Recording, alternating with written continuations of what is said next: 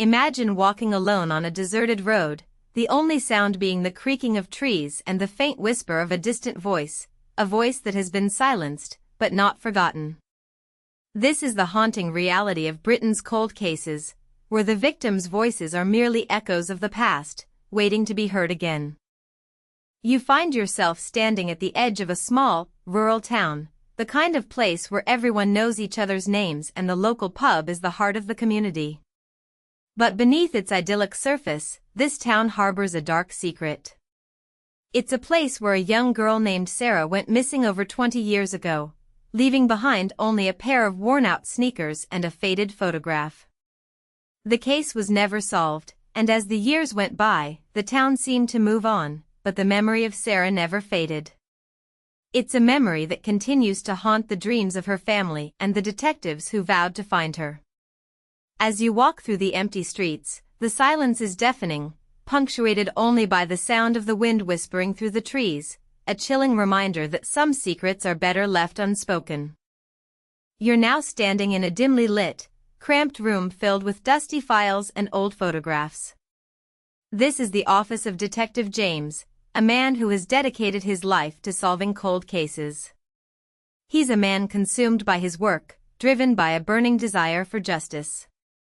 As he sifts through the files, a particular case catches his eye: the murder of a young woman named Emily, found brutally slain in a park on the outskirts of town. The case was initially thought to be a robbery gone wrong, but as Detective James delves deeper, he discovers a web of lies and deceit that leads him to question everything. The smell of old paper and stale air fills your nostrils as you watch him work, the sound of rustling papers and the creaking of his chair the only sounds breaking the silence. It's as if time itself is standing still, waiting for the truth to be uncovered.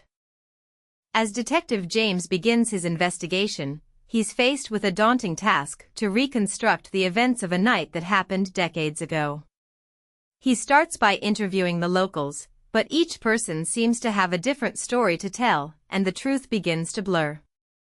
The streets are filled with the smell of smoke and grease from the local fish and chip shop, and the sound of seagulls fills the air as you follow Detective James on his quest for answers. He visits the park where Emily's body was found, now a place of eerie silence, the only reminder of the tragedy being a small, weathered memorial. The sun is setting, casting long shadows across the ground, and the atmosphere is tense, as if the very presence of Detective James is stirring up secrets that were meant to remain buried. As Detective James digs deeper, he uncovers a shocking twist: Emily's murder may not have been a random act of violence, but a carefully planned and executed crime. The evidence points to a person close to Emily, someone who had a motive to kill her. The room is filled with an air of tension as Detective James reveals his findings to the team, the sound of pens scratching on paper and the murmur of hushed conversations filling the air. You're now standing in a crowded, dimly lit conference room, the smell of freshly brewed coffee and the hum of the fluorescent lights above, as the team begins to piece together the puzzle of Emily's murder. But just as they think they're closing in on the truth, a new piece of evidence emerges, threatening to upend everything they thought they knew. The revelation sends shockwaves through the community, as the truth about Emily's murder begins to unravel. The streets are filled with the sound of whispers and hushed conversations, as the townspeople struggle to come to terms with the fact that one of their own could be capable of such a heinous crime. You're now standing in the midst of a bustling town square, the smell of freshly baked bread and the sound of church bells filling the air, as the community begins to grapple with the consequences of the crime. The sun is high overhead, casting a pale light over the scene, but the atmosphere is somber, as if the very fabric of the community has been torn apart.